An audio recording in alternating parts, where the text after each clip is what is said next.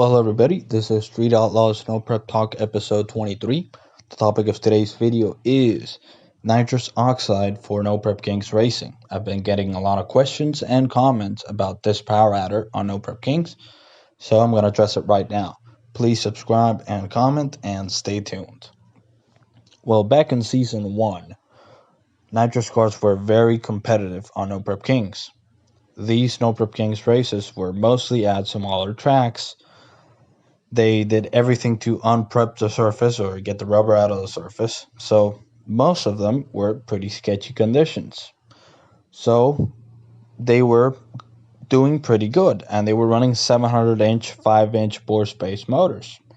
Now in season 2, they started running no preps at better tracks with better track conditions, better track surfaces, and now the turbo cars could run a lot more horsepower on those tracks. So the nitrous cars were way outpowered. And also in season 2 they started with the weights, and they set the 900 plus cubic inch 5.3 bore space motor weight at 2,750 pounds, which is extremely heavy for a nitrous combination. So season 3 they finally dropped the weight to 2,600 pounds, and everybody stepped it up. Not only Kai and Lizzy, but Doc and a lot of the other cars. They came out with 5.3 inch bore space motors. Now this combination on Lizzy's PDRA car, for example, runs 360s at over 200 miles an hour. You can see on these two time slips, she went 368, 369, and she spun 361 at 209 miles an hour.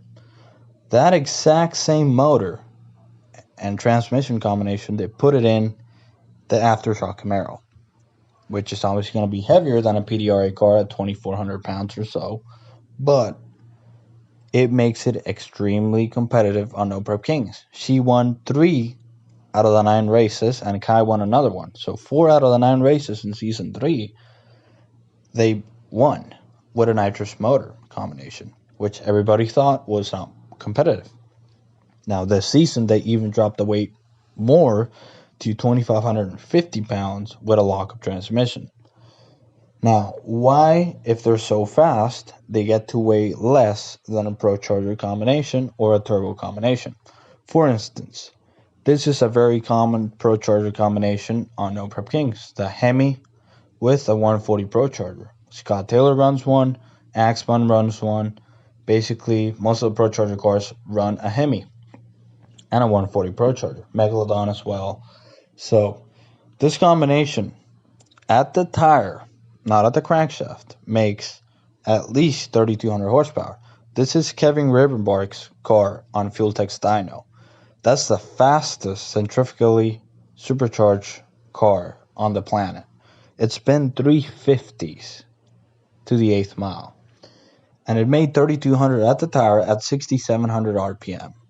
And those motors spin 8,000 RPM. And on a centrifugal motor, the higher you spin them, the more horsepower they make.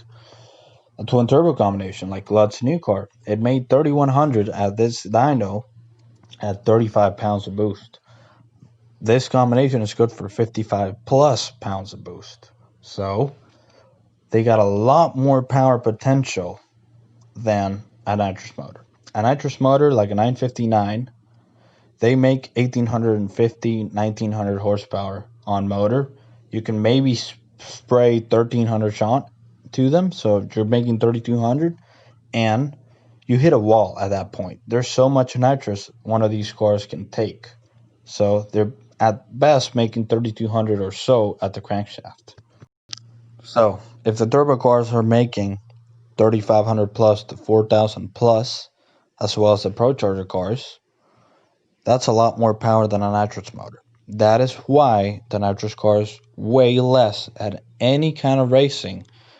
Radial racing, PDRA, whatever, Pro Mod, they have to be lighter than the other combinations, not only on No Prep Kings, because they make substantially less power, but they can still be very competitive.